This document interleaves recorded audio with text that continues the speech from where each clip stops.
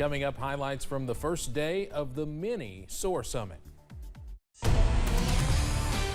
Dedicated to Eastern and Southern Kentucky, this is WYMT Mountain News at 11. Good evening, I'm Steve Hensley. Shaping Our Appalachian Region, or SOAR, is typically an annual summit where stakeholders from across the region share stories of success and optimism in the mountains. But for the first time ever, organizers put together a mini summit, and it kicked off today in Ashland. WYMT's Zach Hawk was there and has a recap of how this new Focus Summit is inspiring Eastern Kentuckians. The only thing mini about the SOAR Summit in Ashland is the scope of what is talked about. It's all about getting around to our territory more, making sure everybody feels like they have a seat at the table, and having really focused, specific conversations around important topics like tourism and downtown revitalization. In Appalachia, tourism is a $60 billion a year business, but Eastern Kentucky misses out on most of that money. To bring some of that money to our communities, many ideas at the summit cater to tourism directors. How do we empower them to be better at their job, to get out and go find those people that have similar interests, that would like to visit their place, their community for the first time? And the tourism directors have a lot of resources to discover through SOAR. Came down here to see and gather information about all different kinds of grants and opportunities that we may be missing out on in Knott County. But the summit is also for the businesses that are able to market outdoor recreation that is so unique to the mountains. It's an entrepreneurship's dream for tourism, what it is. With the release of a first-of-its-kind magazine, Backroads is just one of many businesses creating unique ways to market tourism in small towns. We get to feature a monthly town and community in this to show government relations and also what's going on in one of our cool towns. At its heart, SOAR is about celebrating Appalachia. So naturally, night one ends with a concert and auction to raise funds to repair the marquee at the Paramount Arts Center. It is something that was been a part of the Ashland landscape since the 1930s when it was first built, and so it's something that we're out here tonight to celebrate and make sure it continues further. The summit concludes Tuesday with a series of breakout sessions really focusing in on specific plans. In Ashland, Zach Hawk, WYMT Mountain News. And we'll also bring you coverage of day 2 of the mini SOAR Summit tomorrow on Mountain News, where regional leaders and business owners take a deep dive into how tourism and downtown revitalization work hand in hand. Nearly $300,000 in emergency funds were given to Breathitt and Perry counties by the Kentucky Transportation Cabinet. In Breathitt County, $200,000 will go towards helping repair 2 damaged bridges on Bowling Road. In the city of Hazard, $75,000 will help with repairing Gorman Ridge Road. We'll set a certain date for them to bring their bid package in and open the bids, and whoever got the lowest price will be granted the right to work on it. Hazard officials say construction on their project is already underway.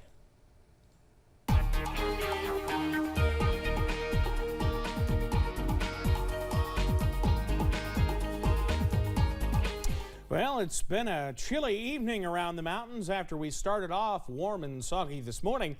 We're seeing a much different tune as we head through the evening. Well, some of us are getting in on a little bit more rain, but for the most part, most of us are dry. But you see some of the smudges on the lens, that's rainfall. I-64 at Moorhead, a few stray showers beginning to work through, though we're all dry right now. London Corbin Airport, look at that temperature, 38. Temperatures around the region right now, upper 30s, low 40s. It's kind of hard to believe we had a high near 70 today, but that was almost 24 hours ago. And that's a good, let's say, 20, nearly 30 degrees colder than where we were this time yesterday. You could thank that cold front that's already worked through the mountains. Few backside showers trying to work on through. Some of those could change over to some mix or some even a little bit of sleet or some snow showers, some flurries there as we head through the overnight hours. Not expected to be much on the roads, but those showers will continue to diminish as we drop into the mid to upper 30s for overnight lows tonight. I'll have the very latest on when more rain arrives coming up in just a few minutes. Steve? All right, Evan, thank you. Kentucky's bill on name, image, and likeness is headed to the governor's desk. The bill passed overwhelmingly in the full House with only 2 lawmakers voting no. The bill outlines how college athletes can make money through NIL deals. Lawmakers say it would put guidelines on deals that were not put in place by the NCAA. The global death toll from COVID-19 has now passed 6 million, while the U.S. alone is nearing 1 million deaths. Here in Kentucky, Governor Beshear says he expects to see a larger decline this week in new COVID-19 cases. The governor says we're seeing a steady drop in new cases and in the positivity rate. He says hospitalizations are also decreasing. That means on March 15th, the National Guard will end its deployment to Kentucky hospitals. Governor Beshear says in Kentucky we still have many counties in the red zone, including most of eastern Kentucky, but he expects that to change soon. Certainly we have more red than a lot of other states that are out there, but they went through their decline a couple weeks earlier than we did and decline, and certainly our incline hit us a little bit later than some states that were out there. Governor Beshear says he will pause his Monday COVID briefings after next week, following 2 years of updates. Christian Appalachian Project is working with students from out of state on home improvement projects for families in the Big Sandy. One family in Prestonsburg has been a mission for the CAP crew since last year. The family's home has been remodeled from the exterior to several rooms inside, including an add-on.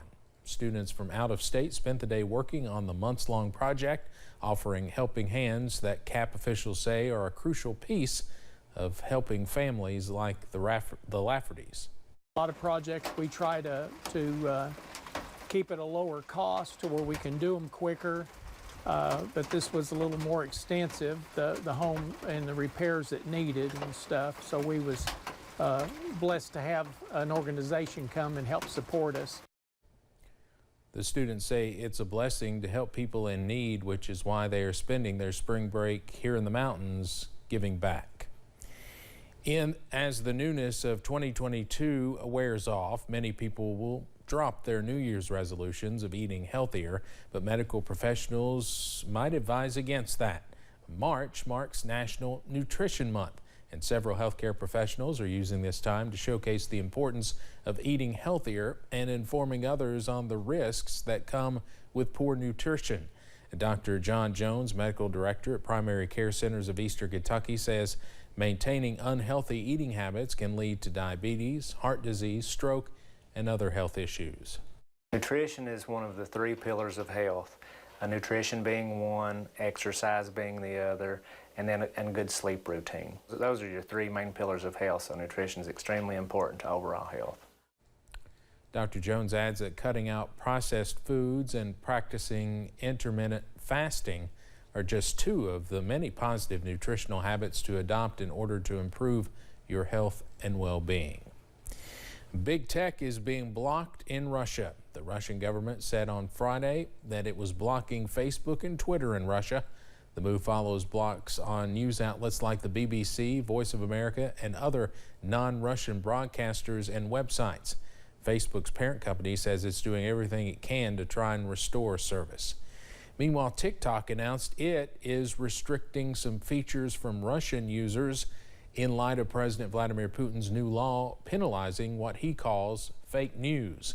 The social media app is suspending live streaming and new content from the country for the time being. Under a new law, anyone that spreads what Russia terms misinformation about its military could face 15 years in prison. Non-government related Russian TikTok stars have gone silent, as simply using words like war and invasion could be a crime. TikTok says its in-app messaging service will continue as it evaluates the policy. North Texas-based hospital system Baylor, Scott & White is doing its part to send help to the European country of Ukraine.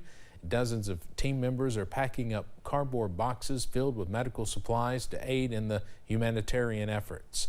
Inside the boxes are medical items such as bandaging supplies to help heal those who might be wounded.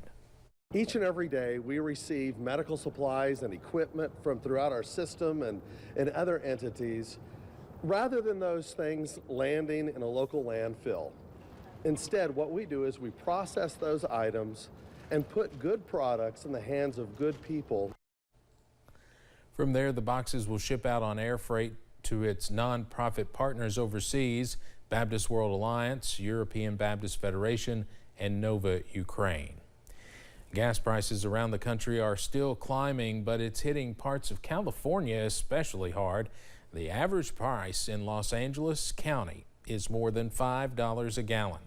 One station advertised regular gas for $6.99. Analysts at Gas Buddy say more increases are likely coming.